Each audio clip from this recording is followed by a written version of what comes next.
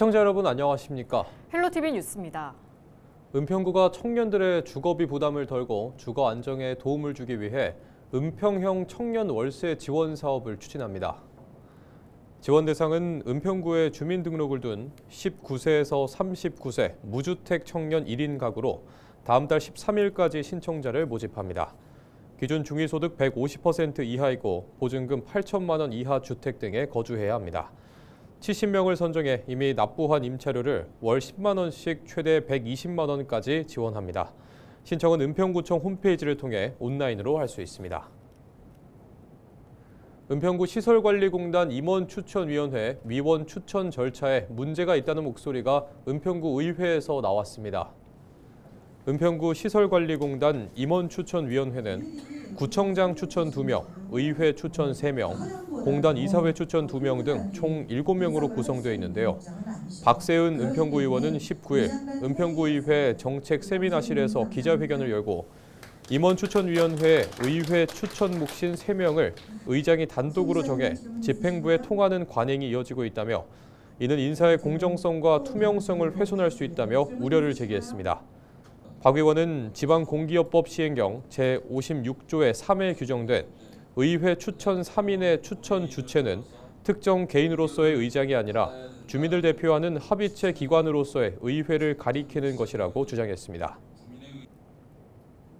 의회 추천은 다양한 정치적 입장과 주민 의견이 반영되도록 설계된 장치인데 이를 의장이 독점하면 의원 개개인의 의결권과 토론권이 침해됩니다.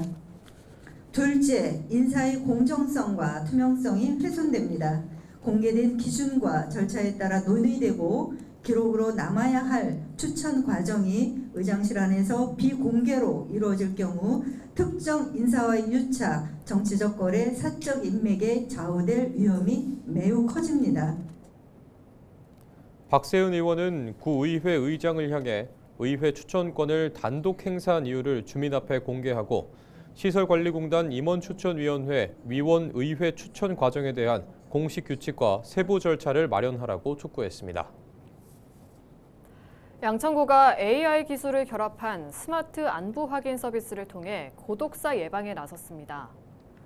스마트 안부 확인 서비스는 전력 사용량과 휴대전화 이력, 조도 변화 등 일상생활에서 발생하는 데이터를 인공지능과 사물 인터넷이 감지해 담당자에게 알림을 전송합니다. 이상 신호가 발생하면 인공지능 자동 전화를 통해 안부를 확인하고 필요시 즉각적으로 현장 대응에 나서게 됩니다. 양천구는 고독사 고위험군 중심의 안부 확인에서 저위험군에 속하는 5, 60대 중장년층 남성 1인 가구까지 대상을 확대하기로 했습니다.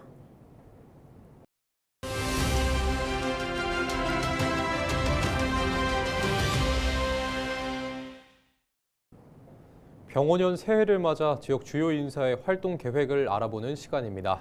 오늘은 양천을 지역구인 더불어민주당 이용선 국회의원의 올해 주요 활동 계획을 전해드립니다. 김호 기자입니다. 붉은 말의 병원연이 밝았습니다. 지난해 계엄과 내란으로 민주주의의 위기의 파도를 함께 건네주신 우리 양천구민 여러분께 먼저 감사의 말씀을 전하고 싶습니다.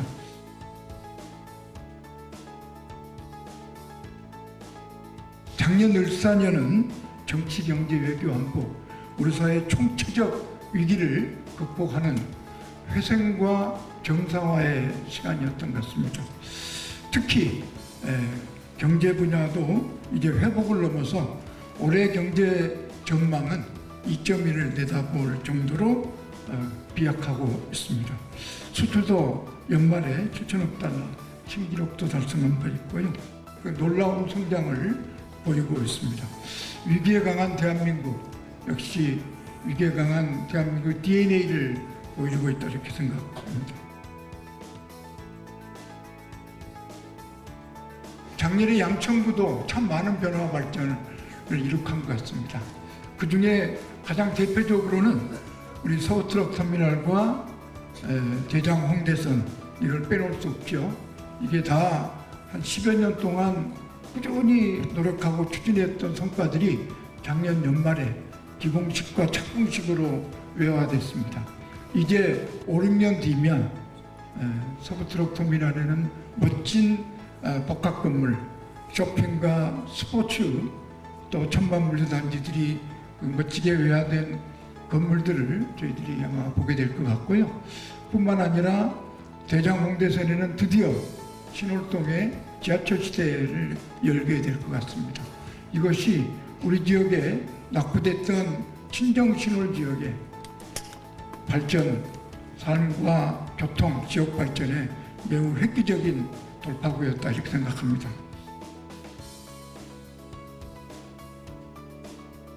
올해는 저는 새로운 꿈을 좀 꾸고 싶습니다. 1년 전쯤 자초됐던 목동선, 강북 횡단선이 사업성 부족으로 자초됐습니다. 그런데 목동선과 강북 횡단선이야말로 우리 지역의 교통과 생활, 지역 발전에 매우 핵심적인 과제입니다. 이것을 올해 현실화시키는 꿈을 꾸고 싶다는 말씀을 드리겠고요.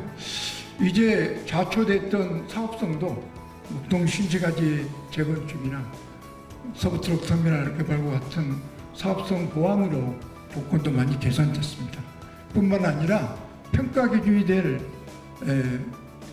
소위 국가재정법도 이번에 개정이 됨으로 해서 아마도 이번에 재춘하게 되면 반드시 통과할 수 있다 이렇게 보여집니다.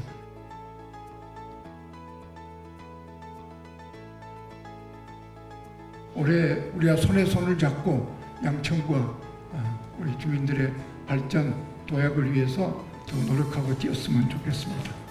여러분 새해 복 많이 받으시고 건승하시기 바라겠습니다.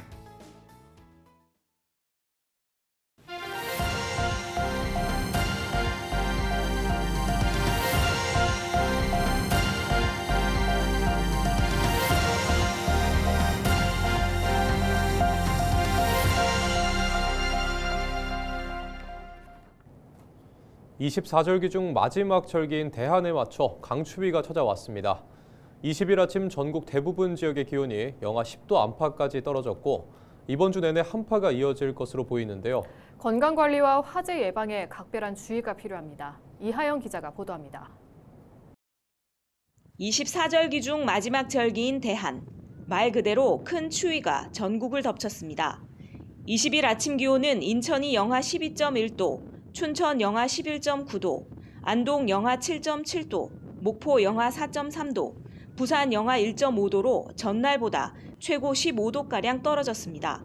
북서쪽에서 찬 공기가 강하게 남하하면서 오늘 아침 최저 기온이 중부지방을 중심으로 영하 10도 이하, 남부지방은 영하 5도 안팎으로 떨어지고 바람도 강하게 불어 체감 온도는 더욱 낮아 매우 추웠습니다.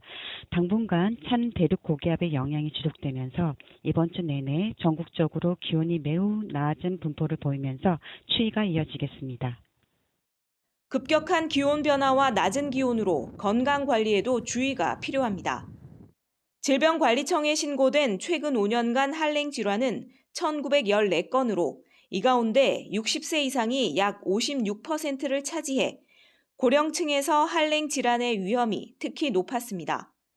한랭 질환 유형을 살펴보면 고령층은 저체온증 비율이 높았고 젊은 층은 동상과 동창 같은 국소적인 한랭 질환 비율이 상대적으로 높았습니다.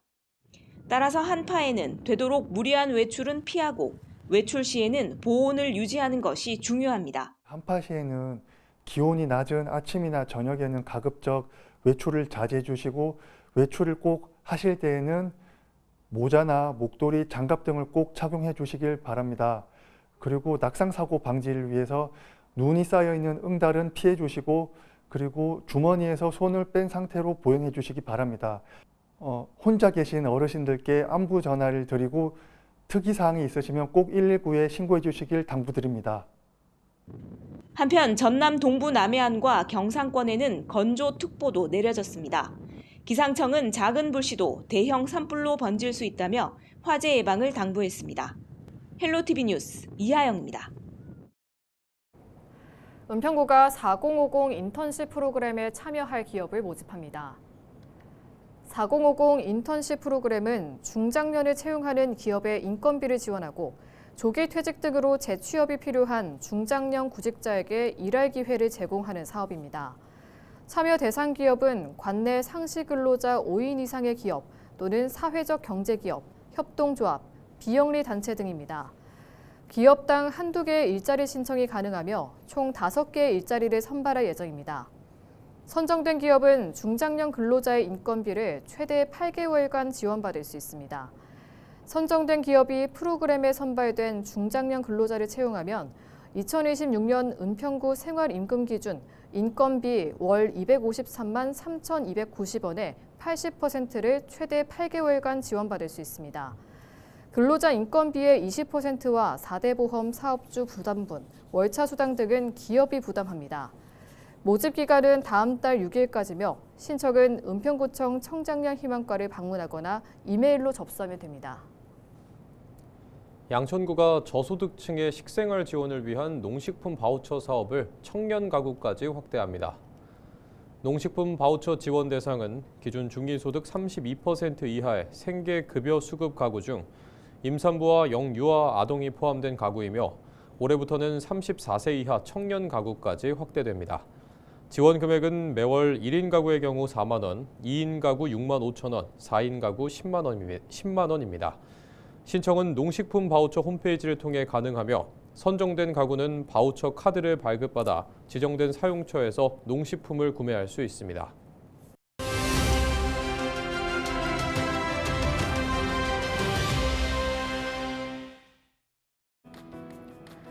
벚꽃이 피기 시작하는 곳부터 대학이 문을 닫는다는 말 들어보셨습니까? 서울에서 먼 지방대학들이 신입생을 채우지 못해 폐교 수순을 밟는다는 의미인데요. 지역 소멸이 현실화되면서 이 섬뜩한 농담도 현실이 됐습니다. 지방대 생존에 빨간불이 켜지자 국립대 통폐합도 본격화되고 있는데요. 이런 내용은 최근 교육부가 입법 예고한 국립학교 설치령 개정안에도 담겼습니다. 개정안에 따르면 3개 권역에서 통합이 이뤄지는데요. 강원권에서는요, 강원대학교와 국립강릉원주대학교가 강원대학교로 통합됩니다. 호남권에서는 전남도립대학교가 국립목포대학교로 흡수 통합되고요. 영남권에서는 국립창원대학교와 경남도립거창대학, 경남도립남해대학이 국립창원대학교로 통합 취급합니다. 규모를 키워 경쟁력을 확보하겠다는 구상이지만 학교 현장에선 큰 변화가 예상되는데요. 학생과 교직원이 겪을 혼란을 줄이기 위해 보호 규정도 마련됐습니다. 먼저 재학생과 입학 예정자는 소속 대학이 사라지더라도 일정 기간까지 기존 대학의 학제를 적용받을 수 있겠고요. 졸업생이 통합된 학교 이름으로 졸업장을 받기 원하면 그 역시 가능하도록 했습니다.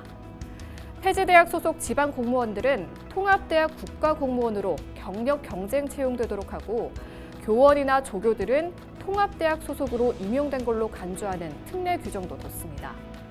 다만 이들 정원은 오는 2030년 2월까지만 한시적으로 유지하기 때문에 통폐합의 여파는 적지 않을 것으로 예상되는데요. 지방대학이 문을 닫으면 지역도 흔들린다고 하죠. 초대형 세계 국립대학교의 탄생. 지역 소멸의 신호탄이 될까요? 아니면 새로운 기회가 될까요? 지금까지 헬로 브리핑이었습니다.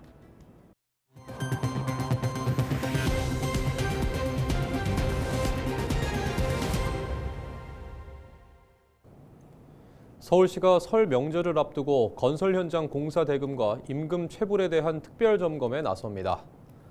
다음 달 2일부터 닷새간 시행되는 이번 점검은 서울시가 발주한 건설 공사 가운데 하도급 업체가 많은 취약 현장 10곳이 대상입니다. 서울시는 변호사와 노무사, 기술사 등으로 구성된 점검반을 편성해 건설기계 대여 대금 보증서 발급 실태와 하도급 지킴 및 사용 실태, 건설근로자 전자인력관리제 운영 실태 등을 점검합니다. 점검 결과 문제가 발견되면 경중을 파악해 시정명령이나 영업정지 등 관련 규정에 따라 조치될 예정입니다. 이상으로 뉴스를 마칩니다. 시청해주신 여러분 고맙습니다.